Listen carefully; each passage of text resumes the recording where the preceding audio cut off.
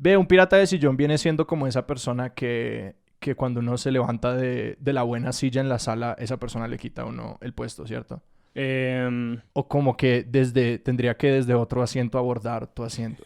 Depende, porque la silla es de él, usted le despojó la silla. Buena pregunta, ajá. Porque si no sería como un comodoro de sillón porque está como retomando territorio real. Se lleva la silla después y la vende en un mercado, que pronto ahí sí sería un pirata. Ujú. O sea, el pirata solamente se vuelve pirata cuando vende lo robado. No, Si un pirata cae en un bosque... si un pirata cae en un bosque. Empecemos a hablar que yo estoy que me hablo de piratas.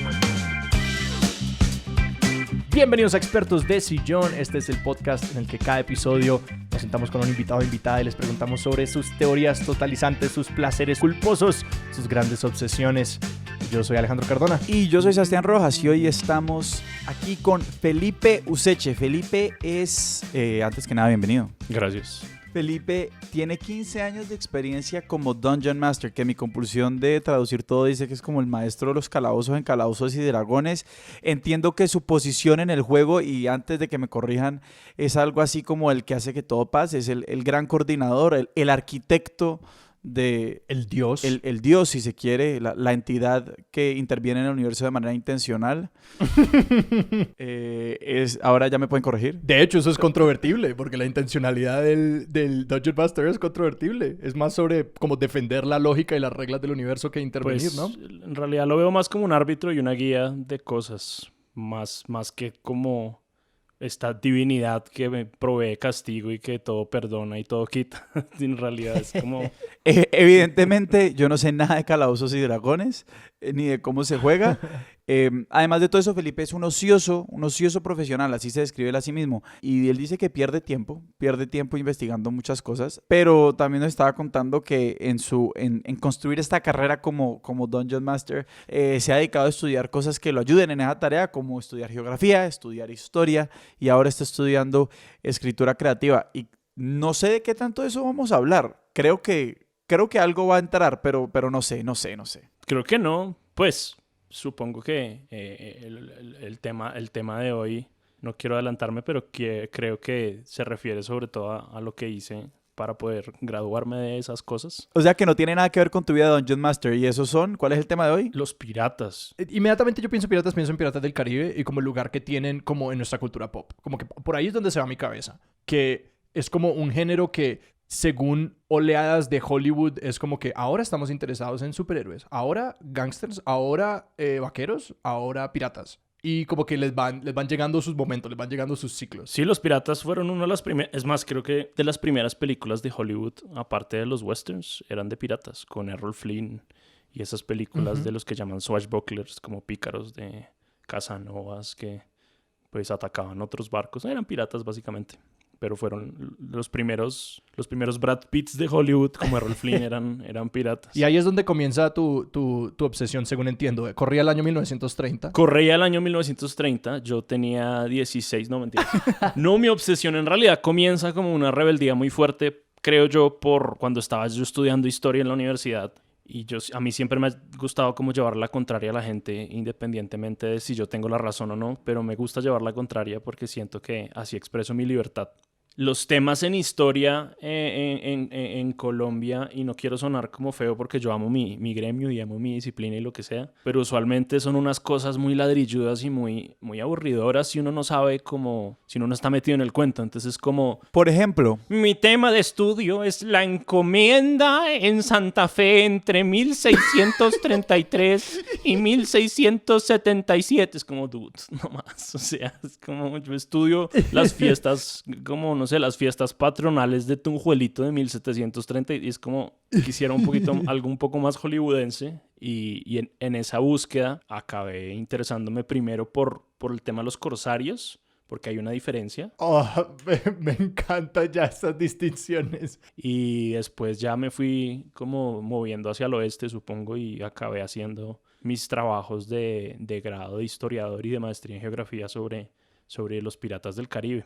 Y no lo digo así porque era sobre los Piratas del Caribe. Sí, que los Piratas del Caribe como que ahora son una franquicia exitosa de Hollywood, pero en realidad los Piratas del Caribe son como un territorio geográfico en los que la piratería operaba en gran parte porque pues ahí se movía todo el tráfico de barcos al Nuevo Mundo, ¿no? No, y es algo muy loco el tema de Piratas del Caribe porque casi que los piratas ya eran famosos cuando existían. O sea, ¿a qué me refiero? No es como los cowboys o los vaqueros, que hay como historia de la colonización de la frontera estadounidense y lo que sea. Pero, y luego cogieron esas historias y lo que sea y lo volvieron como un mito narrativo en Hollywood, en películas. Sino que los piratas eran famosos cuando los estaban juzgando por allá en Londres. Claro. Y de cierta manera, incluso como las segundas y terceras generaciones de piratas eran como groupies de los primeros piratas. Como que los vieron en las cortes de Londres, como básicamente como chimbeando con el fiscal, como jodiendo con el fiscal mientras les leían como el prontuario de todos sus crímenes. Y los chinos ahí, pobres londinenses, eran como, uy, qué verga, yo quiero hacer eso. Claro. Entonces ya eran estrellas en esa época. Es algo muy loco. Pero ahí estás diciendo algo que, pues, para mí como persona para nada experta en piratas, me generó una pregunta y es, en mi imaginario, y creo que de pronto esto es algo como hasta medio una consecuencia de como haber crecido en Colombia o tal vez de cierta forma aprender como cuando decís, uy, estos manes los estaban juzgando en Londres, para mí eso genera una pregunta porque en mi opinión los piratas siempre habían sido de alguna forma permitidos por los británicos, como que había un tema de colusión porque todo ese era tema de la pelea por la hegemonía marítima entre España y Gran Bretaña. No sé si estoy equivocado. Sí y no. Tienes razón hasta cierto punto. Después de cierto punto cambia esa relación. O sea, al comienzo los piratas eran bucaneros y ahí comenzamos como con las definiciones. ¿Sí? Bucanero viene de bucar, que es un verbo que se refiere a un tipo como de asado, ¿sí? Entonces, básicamente estamos hablando de gente que hacía asados en el Caribe, ¿sí? Bucar la carne es un método indígena de asar la carne como en unas estructuras de caña. Y los bucaneros, en principio, venían de distintos orígenes, pero por lo general eran gente muy pobre que había llegado al Nuevo Mundo usualmente por crímenes, bien sea religiosos, por guerras religiosas, cosas así, o porque habían hecho un negociazo y se habían reinventado en tiempos de crisis y habían hecho el equivalente a lo que sería como Uber y Rappi hoy en día. Disrupción de la industria piratería. Exacto. La disrupción de la industria consistía en que las compañías comerciales británicas querían explotar el Nuevo Mundo en azúcar o sacar maderas útiles o lo que fuera. Y entonces, para garantizar la mano de obra, lo que hacían era que te volvían su socio. Entonces tú sacrificabas 10 años o 15 años de tu vida y eras un siervo para ellos en sus plantaciones, básicamente un esclavo, ¿sí? Y luego esos 15 años te dejaban por ahí libre y de pronto te daban un pedazo de tierra por allá. ¿Y esto fue preesclavitud o esto ocurría al mismo tiempo que ya la trata de esclavos era norma? Esto ocurrió al comienzo, un poquito antes, al mismo tiempo que la esclavitud estaba comenzando. O sea, esto es Virginia Company, o sea, una de estas vainas como la Virginia Company. Sí, la compañía del Darién, hay muchísimas compañías que eran emprendimientos literal de gente que quería sacar cosas del Nuevo Mundo, pero no tenía mano de obra, entonces lo que hacían era eso. Era una concesión a la larga. Eran concesiones, exacto. No, y según entiendo, esas dos corrientes de esclavitud y servitud como coexisten, solamente que como que luego los esclavos vienen de África y los siervos vienen de Europa y son como europeos blancos pobres y que eso tiene también que ver como con la manera en la que se configura luego la raza en el Nuevo Mundo y como en el mundo post-esclavitud, como una manera de decirle a los siervos, no, pues ustedes pueden aspirar a pertenecer a la clase alta, mientras que los esclavos no. Estoy pensando en un libro que es de Howard Zinn, la historia... The People's History of America. Ajá, de United States, que el man habla básicamente de cómo estaban estos siervos y estaban estos negros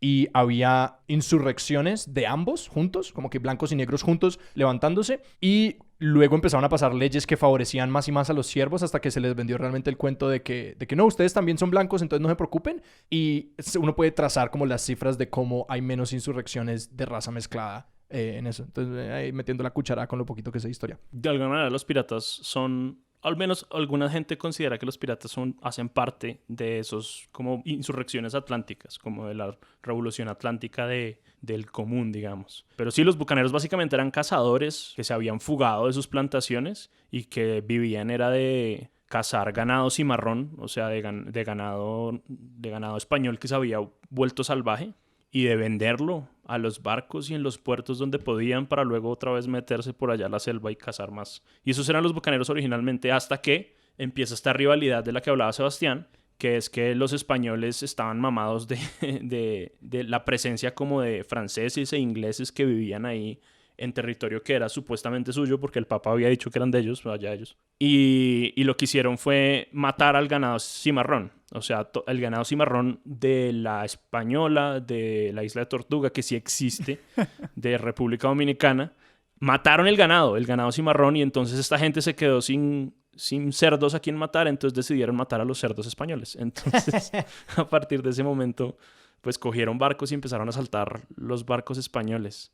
Pero esa relación cambió porque al comienzo el Imperio Británico le interesaba que esos piratas jodieran a los españoles, pero después, cuando los ingleses ya tenían una armada, cuando los ingleses ya tenían como afianzadas colonias e intereses comerciales, pues los piratas no eran tanto como un activo y eran más bien como un perjudicial. O sea, en un sentido, mientras los británicos no tenían la capacidad instalada de tener una armada para ser la policía de los mares y hacerle frente al Imperio Español, tenían las convivir del mar fueron, en un sentido, eran los piratas. Sí, son unos paramilitares, es correcto. Y después, cuando ya como buen imperio, cuando ya no lo necesitaron, los fueron a perseguir. Los fueron a perseguir, sí. Con la diferencia de que después en la persecución se volvieron más bien como unos héroes del común. Un poco también como las convivir, pero eso es otro tema.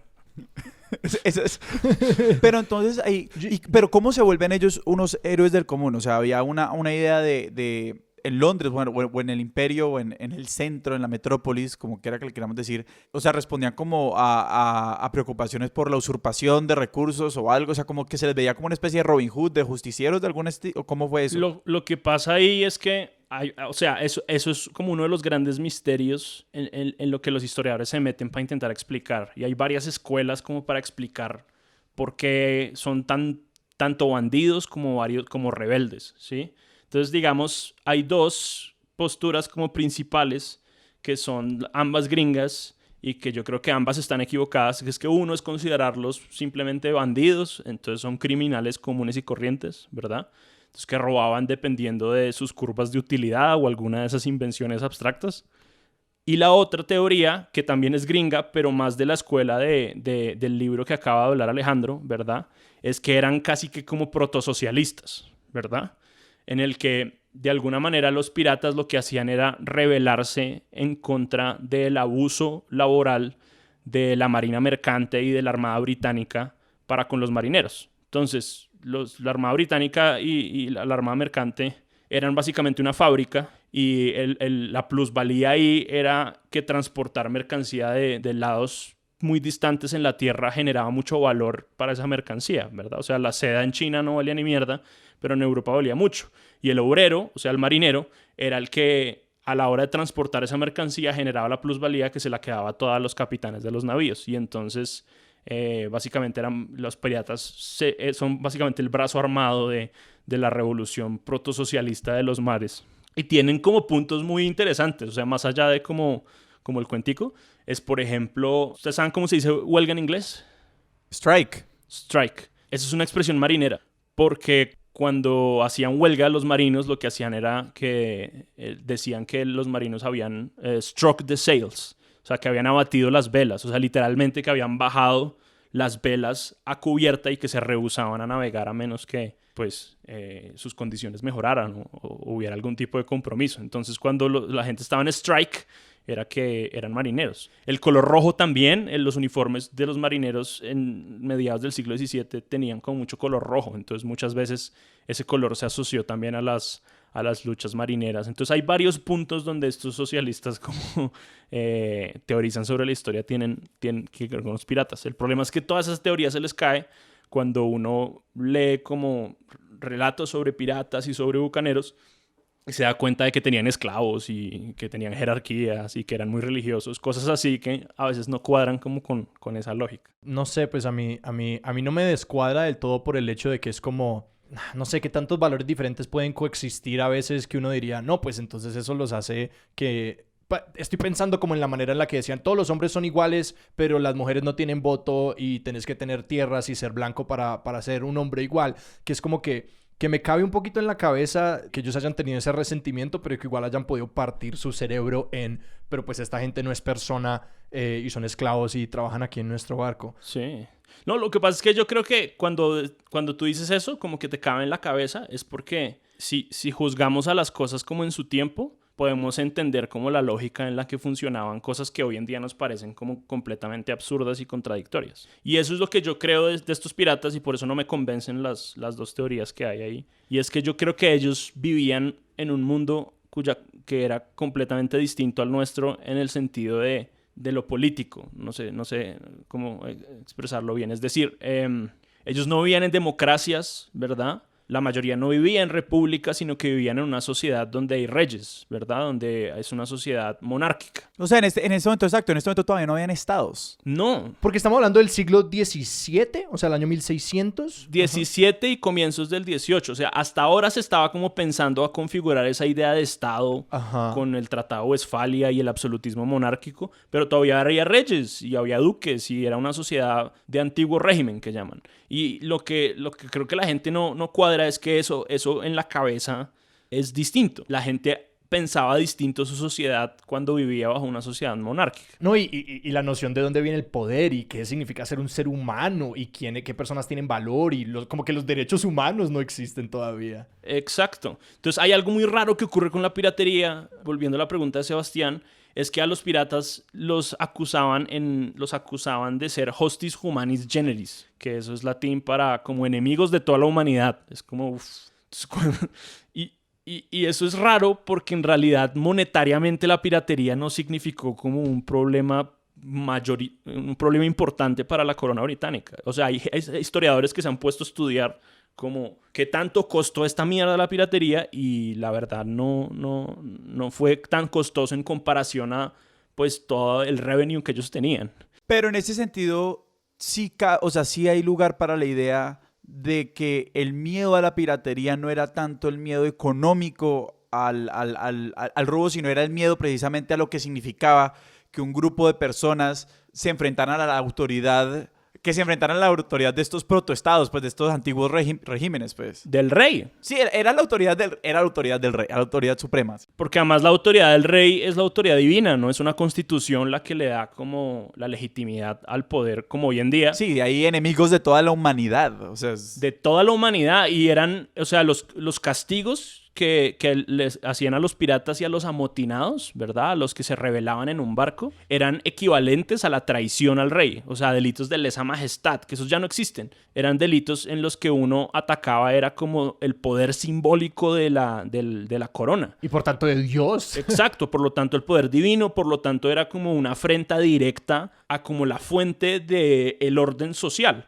Entonces por eso mismo también los piratas eran vistos como estos monstruos y yo creo que también por eso mismo eran tan atractivos, ¿no? Porque la gente veía a estas personas en su mayoría muy parecidas a los pobres que asistían como a esas sesiones de juicios en Londres, en el almirantazgo en Londres, que eran campesinos expropiados de sus tierras, perseguidos religiosos, pobres que vivían en esa metrópolis de Londres y veían a estos manes que hablaban igual que ellos y que habían, no sé, atrapado a una princesa y se habían quedado con todas las joyas de la princesa de Turquía y ahora estaban hablándole de tú a tú como al fiscal y era como que, o sea, yo puedo hacer eso, yo puedo alzarme así en contra de la autoridad, un poco en términos también de retaliación, ¿no? Y a la vez como convertirme en un hombre, en un varón ilustre, digamos, como se llaman en esa época, porque eso es lo que hay que entender. Y esa es la diferencia que yo tengo con estos socialistas, que estos manes no eran de izquierda, ¿sí? Yo creo que en gran medida los piratas eran rebeldes, pero rebeldes de derecha, que esos existen, aunque se nos haya olvidado. Es que esa es la pregunta que yo tengo, porque, por ejemplo, Lord Drake. todas estas vainas, o sea, fueron personas que a la larga la corona los reconoció. O sea, este era también una apuesta de ascenso social dentro de los códigos y las nociones y las convenciones de este régimen absolutamente, bueno, totalitario, absolutista, con unas diferencias supremamente marcadas. Entonces, exacto, no era como que, ay, queremos otro orden, era como que, no, aquí hay casi que le podemos hacer conejo a toda esta vuelta y no ser pobres, desgraciados toda la vida. Sí, y lo otro es que hay que entender que también la piratería fue virando, casi que se fue democratizando a lo largo de los años. Por ejemplo, o sea, la época de la que usted habla, la de Sir Francis Drake, que era Sir, o sea, era un caballero. Exacto. Es el siglo XVI, ¿verdad? La época isabelina. Y en esa época, Gran Bretaña no era gran cosa en términos de su armada y de sus potencias coloniales. España era el papá de los helados, ¿sí o qué? Y en esa época es cuando más aliados están el gobierno, las autoridades británicas, la corona británica, y los que llaman los corsarios. Es más la época de los corsarios. Porque muchos eran nobles de segunda o tercera categoría que querían buscar honra y riqueza y prestigio, y una de esas maneras era atacar barcos españoles en honor a la reina. Que es lo mismo que hicieron los conquistadores españoles. O sea, eran también varones de segunda, eran tercerones, cuarterones que vinieron a buscar honra a punta de la aventura. O sea, es una historia muy, muy común para esas sociedades en esa época. Después es que los piratas se fueron volviendo cada vez personas pues con menos medios. Entonces, después eran bucaneros, después se volvieron los más rasos de rasos, y ahí cambió mucho la relación que tenía el gobierno británico y empezó a perseguirlos, que es la época de Piratas del Caribe, la película. Es cuando el gobierno británico ya los empieza a perseguir. Que no me puedo quedar sin dar este dato que sencillamente me está recordando demasiado. Me quedó la metáfora de Uber y de Rappi resonando en la cabeza, porque cuando dijiste como que el daño económico no era tanto, me acordé de la cifra de como que sí se habla de Uber como esta gran disrupción a los taxis, a la industria del taxi como normal. Y que viendo los números en Nueva York después de como 10 años de Uber, en realidad como el margen fue como el 10%. Entonces como que, de verdad Uber son los piratas de hoy en día. De verdad, sí es directo. Pero quiero un poquito preguntarte por esa distinción entre corsarios y piratas, porque lo que me produce mucha curiosidad es como, sí, que pues los corsarios son otra cosa, y que pues ya vamos entendiendo un poquito como el hecho de que los piratas tienen mucho que ver como que de las prácticas sociales y de dónde venían estas personas en el orden social. Que mi pregunta más grande es, entonces uno cómo se piensa con una persona que se montara en algún tipo de navío en la época del Imperio Romano o en la época de la dominación griega. Porque asumo que en esa época también había gente que se montaba en un barco y se montaba en el barco de alguien más y le robaba las cosas. Sí, piratas y corsarios ha existido pues toda la vida. O sea, hay en todos los lados. Dos preguntas entonces, como que ¿qué es un corsario versus pirata? Y cómo se piensa diferente como estos otros piratas como en otras épocas históricas y de otros contextos culturales. La diferencia entre corsarios y piratas tiene que ver mucho con lo que hablábamos de que la cultura política de esas sociedades de antiguo régimen es distinta a la nuestra. Entonces, para ellos había una cosa muy importante que también es muy importante para los gángsters y para la mafia, que es la venganza y la retaliación, como el concepto de justicia asociado a cobrar como en carne propia o en los bienes de otra persona, como los daños que a uno le han hecho, ¿verdad? Que es algo que hoy en día, pues a nosotros no, como sociedad democrática no es aceptado. Pero esa retaliación es una cosa que está en los piratas en todos lados, y que es como la base, creo yo, de muchas de sus actividades. Y el corso, ¿verdad? Es una actividad súper antigua, en la que un individuo, por lo general, un príncipe, o una sociedad de algún tipo, o un gremio de algún tipo, o un reino de algún tipo, sentía que tenía derechos de retaliación frente a otro, y entonces decidía sacar un documento que era una patente de corso, en el que a usted le daban un documento para que usted básicamente vaya y se cobrara esa retaliación en otras personas. Es básicamente un permiso para piratear, en pocas palabras. Entonces usted es como, ese man me tiene reardido, hijo de puta, me tengo que vengar de ese hijo de puta, voy a sacar una patente, y entonces se la doy a Alejandro, y Alejandro es el que va y le roba a ese man. ¿Y quién expedía el corso? O sea, la corona local. Las autoridades, el príncipe, cualquier persona que sentía que tenía derecho a la venganza podía sacar patentes. ¿Y cuál era el rigor de sacar esa patente? No estamos hablando de rigor, estamos hablando de que hay gente que en esas sociedades tenía más derechos que otros. Claro. Entonces, si la corona consideraba que su honra o o su importancia había sido disminuida de alguna manera, tenía todo el derecho de decir: esos españoles no nos están tratando como queremos, vamos a vengarnos de ellos.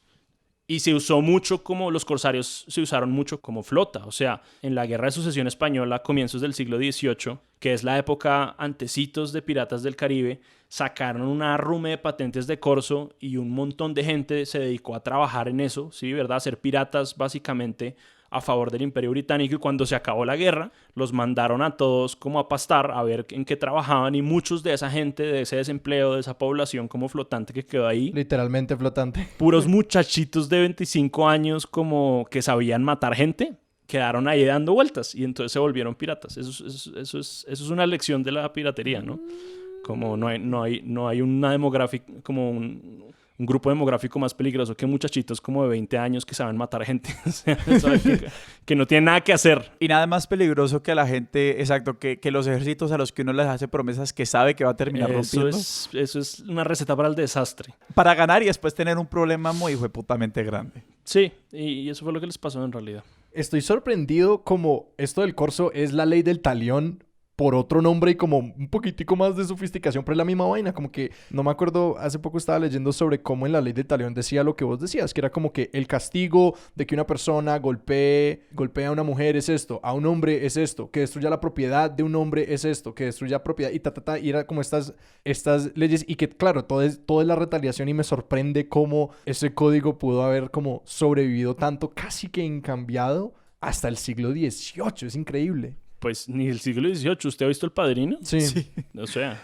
son lógicas que todavía están con nosotros, porque es que son vainas, o sea, son culturas muy antiguas que heredamos por distintos lugares y que pues no nos los vamos a quitar porque hayamos leído, no sé, la democracia en América o la Constitución. Son cosas muy hondas. La gente todavía pide venganza de vainas. La gente todavía a veces considera que la justicia debería es como hacer cosas más asociadas a la venganza o a la retaliación. El populismo punitivo existe por algo. Obvio, es porque funciona, es porque la gente quiere eso. Y ahí veo un poquito mi pregunta, porque esto obviamente también está enmarcado en pues todo este tema de la mercadería, en diferentes pues como sistemas oceánicos, si los queremos llamar así.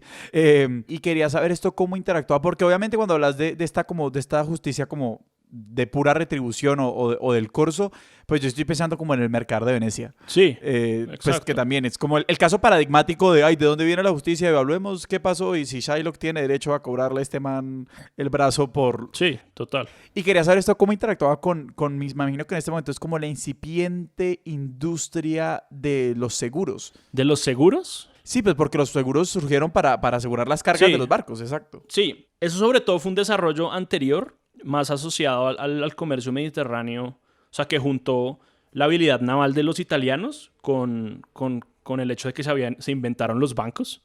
Entonces, los seguros eran para eso, y eran costosísimos. O sea, el problema no es llevar un barco de un lado a otro, o sea, a partir de cierto punto, el problema no era enviar un barco a otro lado, ¿sí? Era que el barco volviera con la carga y que uno recuperara esa inversión, porque pues era muy peligroso. Hoy en día es trivial en gran medida porque Estados Unidos hace muchos años hizo como un compromiso para defender todo el comercio transatlántico sin costo. Por eso también es que el shipping hoy en día es tan barato y carece de tanto de riesgo. Es porque hay una armada dedicada a cuidar el corso en todo el mundo, salvo en el Cuerno de África donde todavía hay piratas.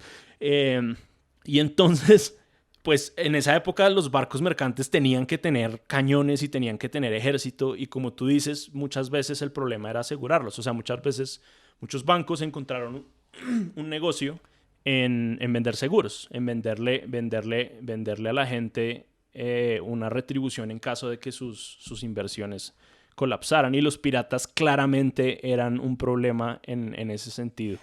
Y ahí la pregunta que se me abre a mí, además porque tocaste el tema del Cuerno de África, era como... Y además, pues si queremos seguir con la idea de Piratas del Caribe, la película, la parte que a mí más me gusta es cuando salen los piratas de todas partes y dicen como que hay piratas en Singapur, oh Dios, y los piratas de otras partes. Y quería saber en qué otros sistemas hubo piratería, y precisamente, así que ¿por qué? Pues porque el Cuerno de África y como esa parte del Océano Índico es una parte de comercio y de unos lazos supremamente fértiles.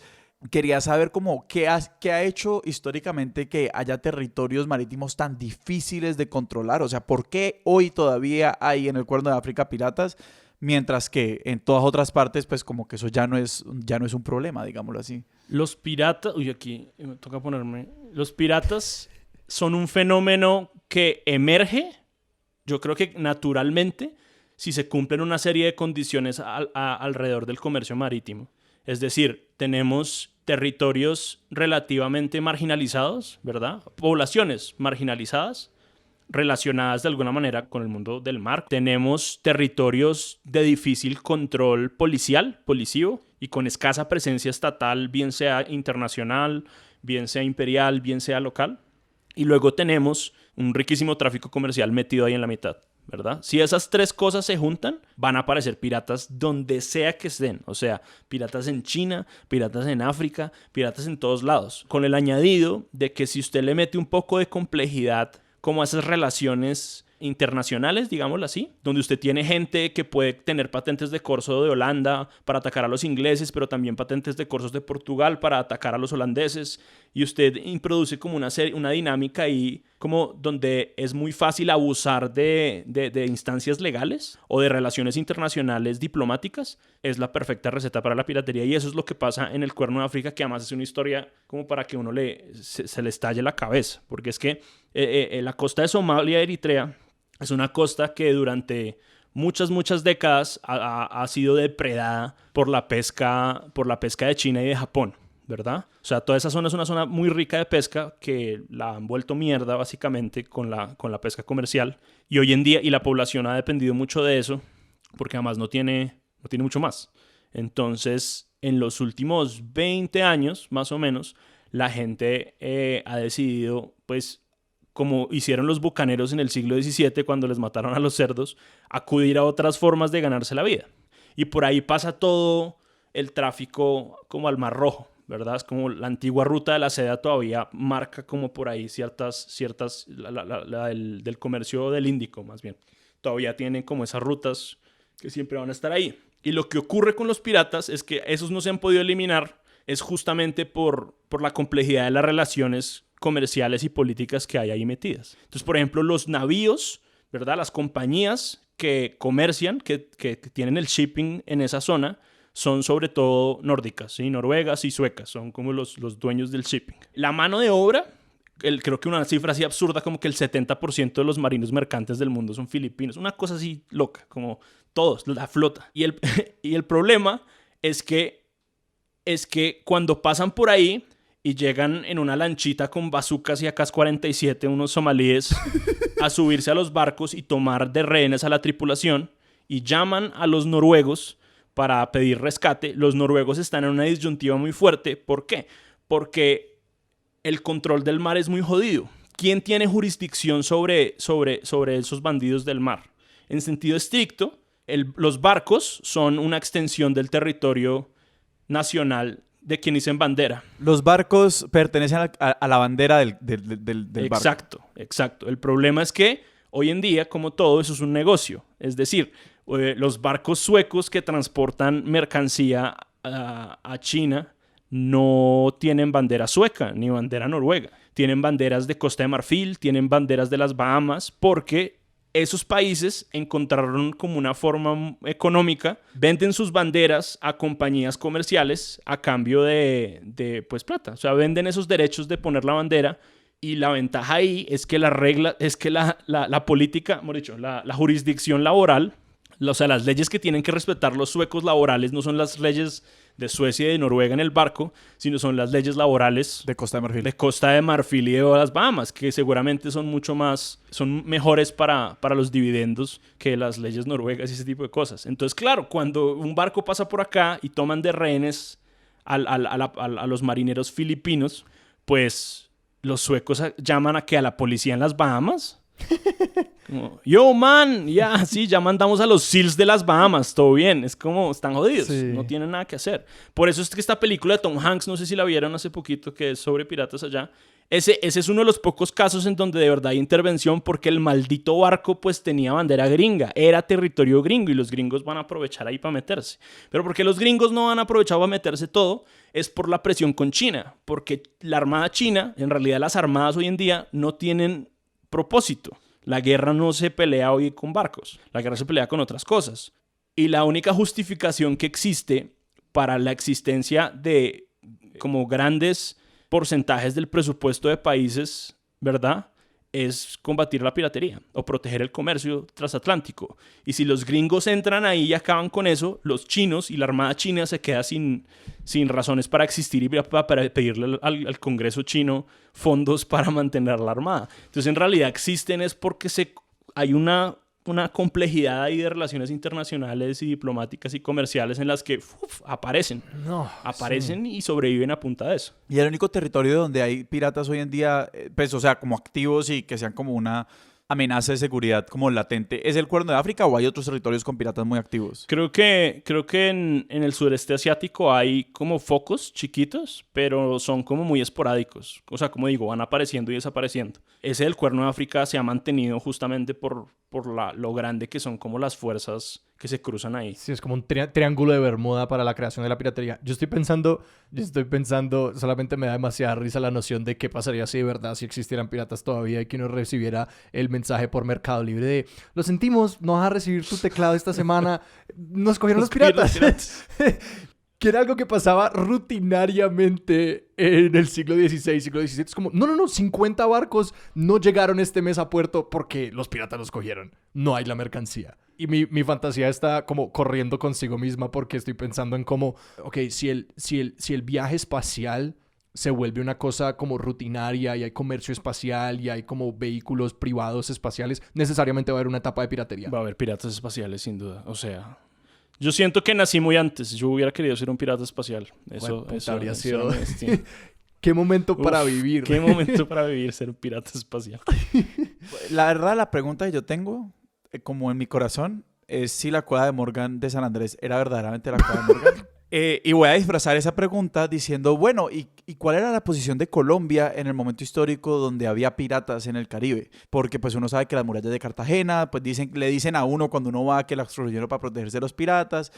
Y pues si uno va a San Andrés, pues uno va a la cueva de Morgan. Entonces, pues, ¿qué pasó ahí? Pues Cartagena, los españoles tenían un sistema súper sofisticado para llevar como todas las riquezas y sobre todo la plata que sacaban de Perú y de México. Y su mecanismo era coger un chingo de barcos, un chingo de galeones, llenarlos de plata y mandarlos de un lado al otro del océano 2 veces al año. Ese era como el sistema de flotas. Y pues obviamente que un chingo de barcos es una cosa difícil de esconder. La gente se dio cuenta rápido y se dio cuenta de que mientras estaban llenando esos barcos eran bastante vulnerables. Y varias de las paradas de esos barcos, pues la principal parada de esos barcos era La Habana cuando estaban yéndose y Cartagena cuando estaban llegando. Y en Panamá era la otra parada. Entonces, proteger esa flota se volvió como una cosa muy importante en términos de las prioridades que tenían los españoles. Y cuando decían que construyeron las murallas para defenderse los piratas, yo creo que es como cuando le dicen bandidos a toda la gente de la izquierda en Colombia, ¿sí me entiende? Es como... son todos unos bandidos. Es que pues no eran solo piratas, eran también los intereses ingleses, holandeses, uno que otro pirata por ahí, la alianza que había con corsarios. Entonces simplemente la construyeron para defenderse de sus enemigos. Piratas o no, pues esos eran todos unos bandidos seguramente. ¿Y la cueva de Morgan?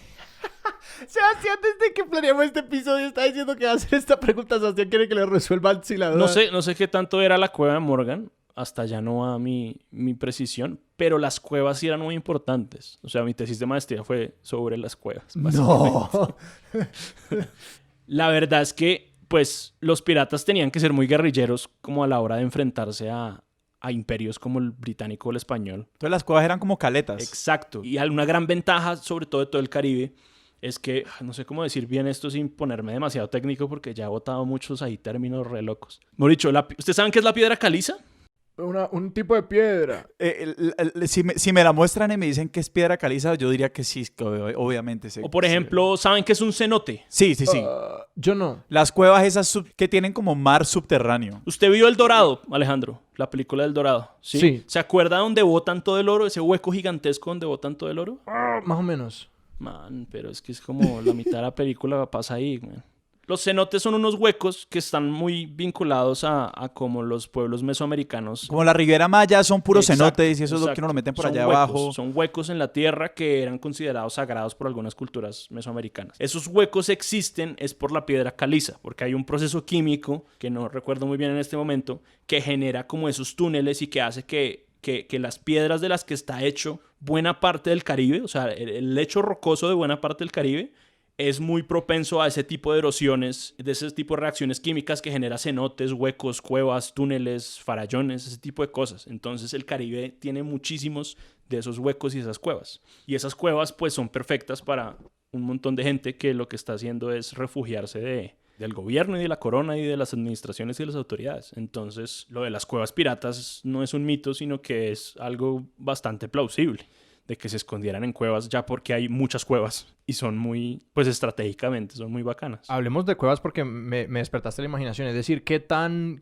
asentamiento se volvía el asentamiento en la cueva? Como que qué tan permanente o impermanente era, o era sencillamente nosotros parqueamos el barco aquí, nos quedamos en el barco y hasta ahí. No, eran impermanentes. Yo creo que eran más refugios temporales porque en realidad podían vivir en ciudades. O sea, no es que uno tenía en la frente escrito que era un pirata, ¿sí me entiende? Esa era mi pregunta, ¿qué tan fácil era distinguir?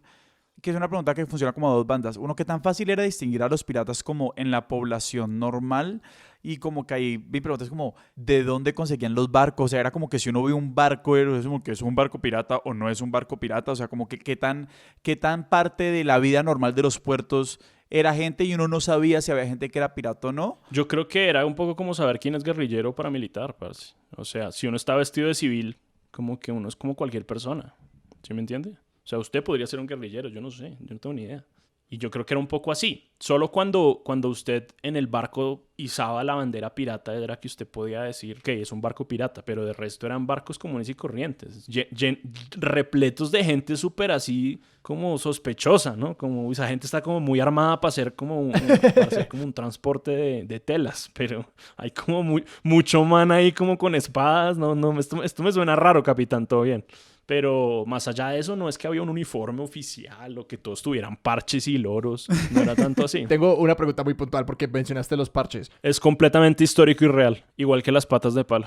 No sé nada sobre las patas de palo, pero tenía la pregunta, que la historia que yo oí de la justificación de los parches del ojo es porque al bajar a los niveles inferiores de un navío es total oscuridad, porque esa vaina es sellada y no hay luz y es niveles y niveles de techos de madera, pues que no entra ninguna luz y que al tener un parche en el ojo, ese ojo siempre estaba acostumbrado a la oscuridad y que al bajar al nivel inferior uno se quitaba el parche, entonces ese ojo no estaba dilatado o a la inversa y podía ver en la oscuridad mejor. ¿Falso o verdad? Pues eso suena bien, pero uno como confirma esa mierda. O sea, tiene sentido, pero usualmente las explicaciones muy complicadas de ese tipo de cosas suelen ser como falsas. Yo creo que una explicación como más común, sí, y puede que no sea tan satisfactoria, es la misma para las patas de palo y los Garfield.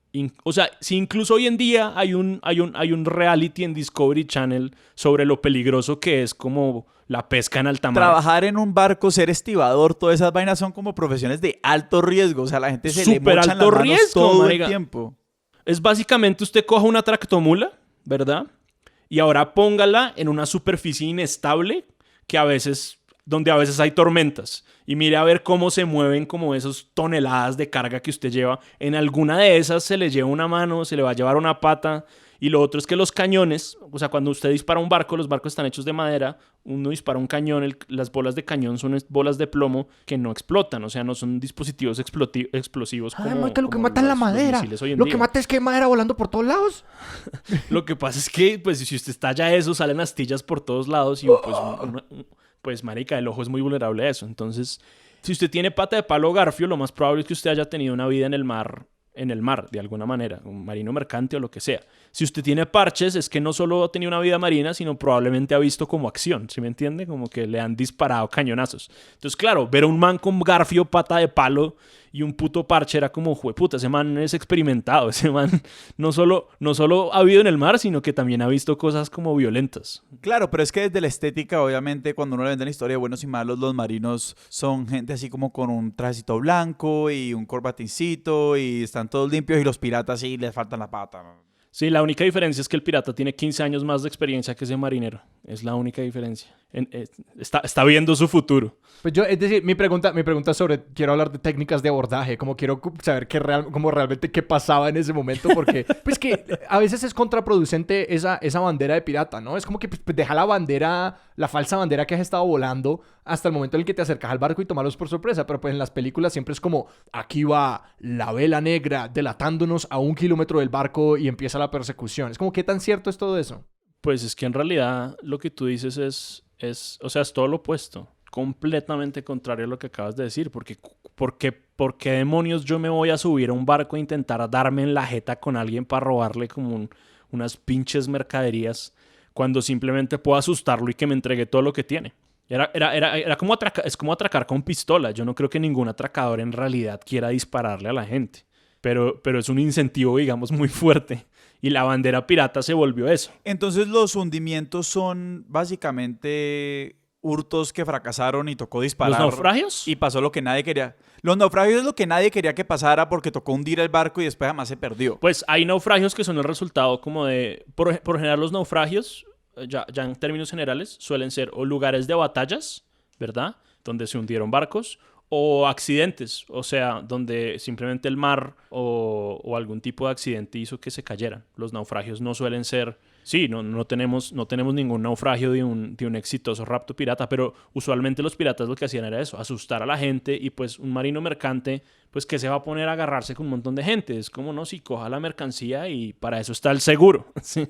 Porque además esas mercancías estaban aseguradas, exacto. Algunas sí, lo que pasa es que pues hay que entender que como el riesgo era mucho mayor en esa época, los seguros también eran muy onerosos, entonces no eran lo más común de la vida que todo estuviera asegurado. Pero sí, era mucho más fácil entregar esa mierda y ya, o sea, ¿qué hace uno? Eran sobre todo la gente que se resistía, que intentaban bajárselos. Y la bandera era una gran estrategia pues, de terrorismo, básicamente. Pero tenían unos gestos muy absurdos esos piratas. Muchos eran amotinados incluso. Así conseguían los barcos, respondiendo a esa pregunta. Usualmente amotinaban, mataban a los jefes y se llevaban el barco a Tortuga, literalmente. ¿Y por qué Tortuga? ¿Por qué Tortuga? ¿Cómo Tortuga se convierte en ese foco? Hay varios focos. Hay un foco de bucaneros, que fue Providencia. Luego Nueva Providencia, que es en las Bahamas, que es la de la serie esta de Black Sails. Y luego está Tortuga, que fue un foco de bucaneros, que es un islote que queda como a 9 kilómetros del que hoy día es Haití.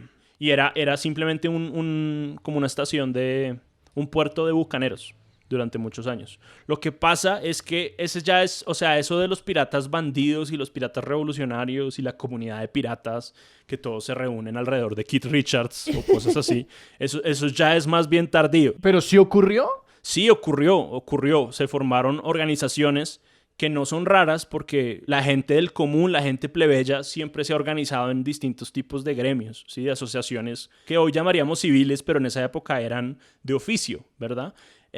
Formaron una cosa que se llama la Cofradía de los Hermanos de la Costa. Y la Cofradía de los Hermanos de la Costa, la bandera era la bandera negra con calaveras. Hay varios diseños. Cada capitán pirata elegía su diseño de calavera con huesitos que le interesara más.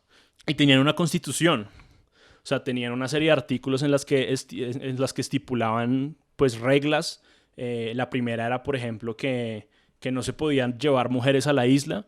Y por mujeres me refiero a esposas, porque todo tipo de mujeres sí había, pero no esposas. Se determinaba, por ejemplo, el orden en el que los botines se repartían a la gente. Entonces, primero se le daba plata a los heridos, después, como por experiencia, se le daba más plata al capitán y a oficios como especializados, como el carpintero o el cazador, y después sí se repartía entre todos, ¿verdad? Se estipulaba también formas de dirimir conflictos entre piratas, que usualmente simplemente significaban que se tenían que dar en la jeta entre ellos dos sin que los ayudaran. Se estipulaban también cómo se usaban los barcos, porque los barcos se volvían propiedad de la cofradía. de manera similar como Es una cooperativa. cooperativas. Exacto, se me había olvidado ese nombre completamente. Acuerdo de cofradía, pero no de cooperativa. Eran cooperativas, básicamente. Y los barcos eran propiedades de la cooperativa y lo que uno hacía era que uno proponía una misión y decía, no, yo quiero ir a tal sitio, tal vaina, y tenía su parche y entonces a uno le soltaban un barco para esa misión o para ese parche. Y el sí. que proponía o la persona que tenía título de pertenecer a la cofradía por lo general era el capitán o todos los piratas, digamos, Todos. independientemente de su especialización o lo que sea, pero ¿quién llegaba y le decía, no sé, además, a quienes les decía como que, vean, yo tengo esta misión, vamos a saltar este barco que va a salir de Veracruz? Y él decía como, bueno, necesito 5 de tantos, y montaba a su gente, o era un man que ya tenía montado su operación, básicamente decía como, vean, yo quiero hacer este trabajo. Si usted mira la Constitución, suena muy a economía naranja, ¿no? Como una cosa ahí de share skills, no sé, una vaina así como que usted decía lo uno y lo proponía en un foro y entonces en el foro le daban likes y el que tenía más likes entonces se iba con él. Y si usted mira las reglas como tal, sí parece que era muy así, como que un capitán proponía como una misión o un asalto o algo y entonces la gente de toda la cooperativa, de toda la cofradía, elegía si quería irse con él o no y bajo qué condiciones, etcétera, ¿verdad? Como que uno era libre de elegir a qué tripulación hacía parte. En la realidad, lo que ocurría es lo mismo que ocurre hoy con carteles y con distintos grupos. Es que había caudillos. Y esos son los famosos, ¿sí? Los Pablos Escobar de la época, los Charles Vane, los Edward Teach, los Jack Ward, Barba Negra, es Edward Teach, Calico Jack, Jack Rackham, Mary Read, Anne Bonny, Ned Lowe, Bartolomeo Roberts, todos esos eran caudillos, eran gente que atraía mucho por su personalidad. Matarifes, sí, atraían mucho por su personalidad y tenían su parche, su banda. Entonces, a la larga, sí, muchas veces la gente de la cofradía podía ir y venir, pero también había estas estructuras, pues, medio tribales de poder y de autoridad que se enfrentaban entre ellos y ese era como el juego político entre ellos, ¿no? Completando mi arco de dudas de Piratas del Caribe, esta situación de piratas versus un asentamiento en tierra. Es decir, eso era común, como que ellos asaltaban poblaciones de la costa y como con qué frecuencia y por qué. Sí, usualmente no eran lugares demasiado defendidos como Cartagena y eso, salvo en un par de ocasiones que hubo como grandes invasiones, ¿verdad? Grandes movimientos, como el asalto de Drake. Drake asaltó Cartagena o Portobelo, que eran como focos de este comercio de la flota de Indias, ¿verdad? ¿Y el objetivo era capturar barcos o saquear la ciudad? O sea, pues lo mismo que los vikingos, parce. O sea, saquear la ciudad. Saqueos. Y usualmente no era a ciudades importantes. Usualmente eran a pueblos costeros chiquitos donde incluso no tanto saqueaban, sino también cogían prisioneros y mandaban y pedían rescate a las autoridades coloniales por sus súbditos. Que pues en estas sociedades, que hoy en día funciona un poco similar como ciudadanos, pero en esas sociedades pues uno tiene como señor feudal, digámoslo así, responsabilidad sobre sus súbditos. Entonces si los secuestran, pues uno tiene que salvarlos porque pues es así. Y muchas veces incluso ni siquiera necesitaban hacer eso. O sea, eran pandillas y bandas súper fuertes que andaban por ahí y los mismos gobernadores coloniales tenían que pagarles tributo, rendirles pleitesía. ¿Pagar vacuna? Exacto, así de sencillo, así de sencillo. Hay casos incluso en donde hay documentos en donde un gobernador manda a capturar a un capitán y a los 6 meses lo está como nombrando como al almirantazgo local. O sea, como que de verdad tenían que compensarlos o trabajar con ellos de alguna manera porque pues no había alternativa para defenderse. Hasta que la Nación del Fuego atacó, ¿no? Los casacas rojas británicos ya tenían suficiente pie de fuerza y flota para decirle a los piratas que comieran mierda. Y ahí es donde se vuelven como más símbolo rebelde, que es esa época de Piratas del Caribe. Que o sea, hay una cosa, no sé si nos puede responder esta pregunta, pero, o sea, las distancias. El otro tema del Caribe es que las distancias, uno piensa como en el mar y uno piensa que esto es un territorio enorme, pero las distancias en el Caribe verdaderamente no son tan grandes. Entonces no sé si nos puedes como dar una idea de este espacio geográfico del Caribe para saber pues que si uno va a un barco que va de un punto al otro, pues la verdad es que es relativamente fácil interceptarlo y relativamente fácil, pues si uno tiene una flota que es como la policía de los mares, como mandar a cogerlo. Sí, el Atlántico es el maní y el viaje al Atlántico en esa época se demoraba más o menos al comienzo 2 meses y después cada vez fue menos hasta que eran como unas 6, 7 semanas que uno demoraba de la metrópolis al Caribe. Pero en el Caribe no hay nada que esté a más de 3-4 días de distancia en un barco. Sobre todo si uno está yendo de este a oeste, donde hay vientos alisos. Y si uno está yendo de oeste a este, tienes la corriente del Golfo. Entonces era muy fácil dar vueltas y quedarse dando vueltas en ese territorio. Y sobre todo, si se dan cuenta en los mapas, la configuración de las islas, lo que hace es que también genera unos corredores entre las Bahamas y Cuba, entre la isla de Haití y la isla de Puerto Rico. Hoy en día se llama así. Esos son corredores chiquitos. Y abajo de Puerto Rico, todas las Antillas menores, también eso genera como corredores por donde uno puede pasar. Y donde uno no necesariamente puede pasar, sino donde uno puede como interceptar muy fácilmente como ciertos tráficos y ciertos flujos, ¿verdad? Con Jamaica en la mitad.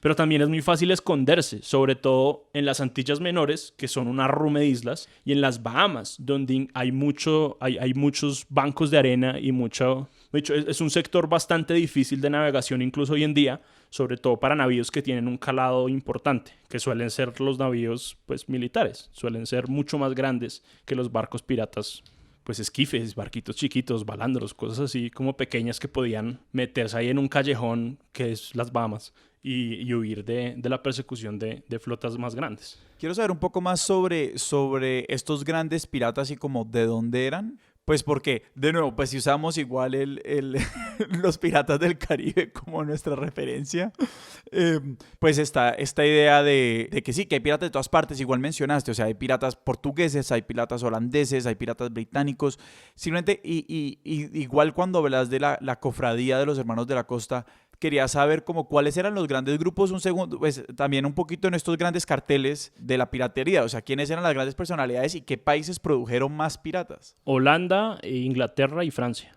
Hay uno que otro pirata portugués. O sea, ¿no hay muchos piratas españoles? No, porque primero fueron el primer imperio en afianzarse en América.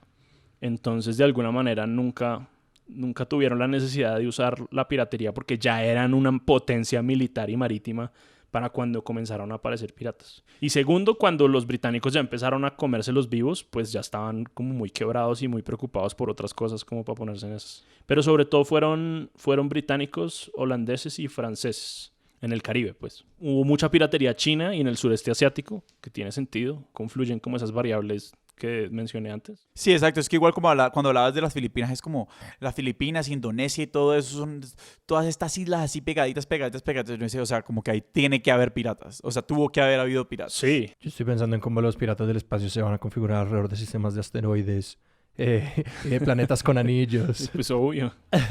Ve, yo te quiero preguntar por las plumas del Velociraptor. What? Y me explico. Que parte de como el legado de Jurassic Park fue que los arqueólogos o los dinosauristas se quejan de que la gente no sabe que los velociraptors en realidad tenían plumas y de que como que nos quedamos con esta visión cementada de dinosaurios. Me pregunto si hay un equivalente a los piratas. Mi pregunta es, ¿qué es lo que te raya de la percepción que el público tiene de piratas o de la percepción popular que generalmente se los da? Como que, ¿qué es la vaina que vos ves en las películas? Es como que, si yo estuviera de consultor, esto es lo que les diría, como que no lo hagan así. Que todos parecen como... que usualmente a los piratas los presentan como si fueran miembros de una banda de punk. Sí. Es como... Creo que lo que más me molesta en realidad de todos esos medios, seriamente, es como los pantalones de cuero y cosas así. Es como... Así no se vestían. O sea, no son metaleros, no son punkeros, no son los pandilleros del barrio.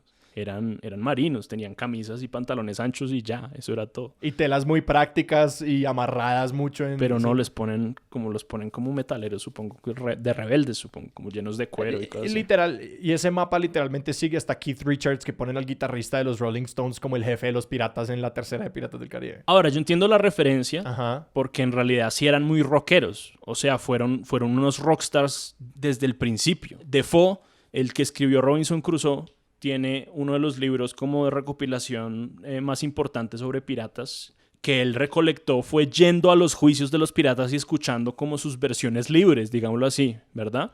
Y eran historias asombrosas, o sea, eran unas cosas como qué man tan pro, eres un matarife, pero qué man tan pro, como que hablaban de unas aventuras de Sinbad, o sea, de verdad que pican mucho la imaginación. la imaginación de aventura y la imaginación histórica, ¿verdad? Y yo creo que en ese sentido todas las cosas que aparecen de piratas están muy bien hechas, la verdad se ha dicho. Estoy sorprendido por como lo que has corroborado a Piratas del Caribe. Como que no, sí, la cofradía existía y como que sí, como que de verdad... Pues sí, es como que es una historia que ya es tan fantástica que realmente lo único que Piratas del Caribe suena que hacen que realmente se sale de tono es porque, bueno, hay un hombre con cabeza de pulpo, pero pues todos entendemos, sí, eso es la licencia fantasiosa de esas películas, pero que en la practicidad de los piratas estoy sorprendido que como que, no, sí, esas prácticas eran y estaban ahí. Sí, pues es que esa es una cosa, ¿no? Como el mito de los piratas apareció al mismo tiempo que ellos, entonces es muy difícil como también, incluso leyendo fuentes históricas, es muy difícil distinguir entre ambos. Entonces, al día de hoy, digamos, yo les doy mi versión de lo que yo vi de los piratas y lo que yo he estudiado y de las elucubraciones que yo hago, porque tampoco hay muchos documentos. Y a la larga es muy difícil desligar al mito de la figura histórica como tal, ¿sí? Más allá de resaltar que eran unos asesinos, que eran unos violadores, que tenían una relación súper compleja, ¿verdad? Que eran unos paracos en el sentido como más evidente de la expresión. Entonces que tampoco hay que romantizar a estas figuras como unos héroes del pueblo o algo así. Pero pues más allá de eso, el mito y la historia se confunden mucho y creo que eso es en parte de las cosas que a mí más me han fascinado de los piratas. Y es que no se trata de encontrar como quiénes fueron en realidad, sino de ver cómo demonios esta gente se convirtió como en unos íconos de la cultura occidental hoy en día, ¿no? Porque además todos están inspirados en cosas muy reales, como la pata de palo, como los loritos. O sea, eso suena bobo, pero incluso tener loros y micos era muy normal porque pues eran animales exóticos. Es fácil imaginar que uno llega ahí de marinero a como unas playas súper raras y ve un lorito de colores y es como, ay, tan bonito, me lo va a llevar. O sea, claramente eso pasa. Si uno ve un gato callejero y se lo quiere llevar para la casa, pues no me imagino un marinero del siglo XVII ve un miquito y es como, ¿what? ¿Qué es eso? Marica, llevémoslo, parce. Entonces, hasta esos detalles son verosímiles, mejor dicho. Y te quería preguntar como de la otra cara de esa moneda, por ¿cuál crees que es como la oportunidad perdida que vos todavía no has visto que se ha hecho con piratas? Porque mucho se ha dicho, pero ¿cuál es como una historia, un detalle que vos decís como que nadie ha puesto esto en su narrativa y qué pendejos por eso? Por mi parte, creo que nos ha hecho un buen juego de rol sobre piratas. Eso es un punto. Y pues viniendo de mis casos de juego de rol, eso no lo ha hecho nadie. Como una buena película histórica sobre piratas sería interesante. O sea, porque los piratas del Caribe claramente son los piratas de Disney, ¿no? O sea, el énfasis es en el mito, más que en la historia como tal, hacia allá como elementos del mito como tal. De resto está como Black Sails, que es una serie muy interesante en el que les recomiendo, tiene cosas muy interesantes sobre cómo, bien investigadas de cómo funcionaba como las relaciones sociales entre piratas. Eso me parece que está como bien logrado para hacer una serie. Lo que no he visto es como una buena película histórica, o sea, como que Ridley Scott coja una película y haga una película sobre piratas o una cosa así. Yo me estoy imaginando como cuál sería el equivalente. Estoy pensando en la de Peter Weir, que es Capitán de Mar y Guerra, con Russell Crowe. Es mi película favorita, sí. Yo me la he visto 8 veces, güey. No conozco, soy la primera persona que conozco que también. Es increíble, esa película es demasiado buena. Y está muy bien hecha. Yo quisiera ver una así de piratas, por ejemplo. Una así de piratas. Exacto, eso es lo que yo estaba pensando, como esa de piratas. Y nos dejaste con muy buenos referentes, casi que respondiendo a la pregunta que siempre hacemos al final. Si una persona le quiere entrar a este tema, fuera de las series que acabas de mencionar, de Black Sails, y quizás incluso Capitán de Mar y Guerra no es un mal lugar como para hacerse cabeza de lo que pasaba en un barco en el día a día, que eso plus ilegalidad, igual piratas, pero que no sé si hay publicaciones, páginas web, libros, juegos, películas, como cuál es el lugar que vos decís, vean, si ustedes no se han pensado esto antes y quieren profundizar, esta es una buena entrada. Hay un libro excelente que es de un man que se llama Marcus Rediker, que es historiador de esto, que se llama Between the Devil and the Deep Blue Sea, como entre el diablo y el mar azul, que habla sobre el mundo marítimo del Atlántico Norte en el siglo XVIII. Esa es como la estrategia de los títulos de los historiadores, ¿no? Como para que sepan. O sea, uno pone Piratas del Caribe, : la sociabilidad entre las poblaciones marginales hispanoamericanas que atacaban el comercio transatlántico entre 1703. Yo tengo un amigo que tituló la tesis El Imperio contraataca, y que habla sobre cómo la reconquista del Darién a manos de los españoles en el siglo XIX. Es el clickbait de estudiantes de tesis de historia. Ese es el clickbait de historiador. Usted pone, ¡tan! Bota el título y después da la cuñita para que el profesor no le ponga cero, ¿no? Sí, entonces ese, Between the Devil and the Deep Blue Sea, es uno muy bueno Para este asunto de las revoluciones atlánticas, creo que uno chévere es el de la Hidra de la Revolución, se llama. También un gran nombre, la Hidra de la Revolución. Sobre piratas en particular, hay un man que se llama David Cordingly. Que tiene nombre de pirata, entonces es apropiado. Under the Black Flag se llama. Ese es chévere porque es como por capítulos, entonces es como... Y son preguntas, es como... los piratas enterraban tesoros. ¿Qué pasa con las patas de palo? Y entonces habla como sobre eso. Es un gran libro para empezar. No puedes hacer esa pregunta y no responderla. A los piratas enterraban tesoros. ¿Quién sabe? A lo mejor sí. No, mentiras. No tiene mucho sentido enterrar tesoros si se ponen a pensarlo. Hay casos de tesoros enterrados que son más como thrillers de esa época. Como por ejemplo una gente que traficó, que compró mercancía robada por piratas, ¿verdad? Y antes de entrar a la ciudad, en los bancos de un río, enterraron eso y llegaron a la ciudad para que esa mercancía no entrara por aduana y en la ciudad mandaban a alguien a recogerla. Entonces, cosas así sí había de tesoros enterrados. Pero eso como de enterrar tesoros es también un mito de un pirata exitoso. No me acuerdo si era Henry Avery, si no estoy mal. Que era como el príncipe de los piratas, que fue uno de los pocos que se jubiló. Porque esta era una vida... De alto riesgo. Sí, los que pasaron de 30 fueron como 3. No muchos piratas llegaron a viejos, no. exacto. Uno se moría joven. O sea, ninguno tiene la edad de Keith Richards. No. De pronto 1 o 2 llegaron a esa edad, pero es parecido al rock, supongo, en ese sentido. No, pues es que es increíble que Keith Richards haya llegado a viejo. Sí, eso ya es sorprendente. Pero es como esos rockeros de los 60s. Sí, es como llegar a viejo no es mucho, a menos que uno sea Keith Richards o se vuelva como budista, como Paul McCartney o algo así, se alimente como con la energía del mundo. Felipe, si la gente te quiere seguir en redes, a tus proyectos, ¿en dónde te pueden encontrar? Mi handle de Twitter es @felibustero y la última O es un 0. Tengo una cosa que se llama juegarol.com, que es donde ejerzo como Dungeon Master. Para que lo chequen, es una página. Ahí está toda la información sobre si quieren jugar. Y ahí vos sos según entiendo, Dungeon Master para contratar, pues, de que si alguien quiere entrar al juego de rol, vos estás ahí. Sí, y yo pongo todo, los muñequitos, las hojas, los libros, yo tengo todo eso.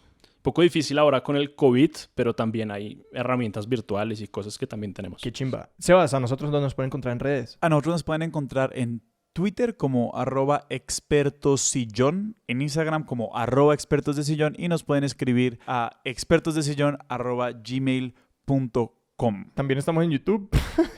Yo estaba subiendo los episodios a YouTube. Alguien véalos. Felipe, muchísimas gracias, güey. Qué gustazo de conversación. No, gracias a ustedes. Espero haber dicho cosas medianamente claras. Y si alguien tiene por ahí la referencia a la Cueva de Morgan, por favor, la mandan a Sí, por favor. Sí, y recomienden el podcast a un amigo o a 8. Y nuestra música es de Juan Esteban Arango. Nuestro logo es de Daniel Benavides. Yo soy Sebastián Rojas. Yo soy Alejandro Cardona. Esto fue Expertos de Sillón. Hasta la próxima.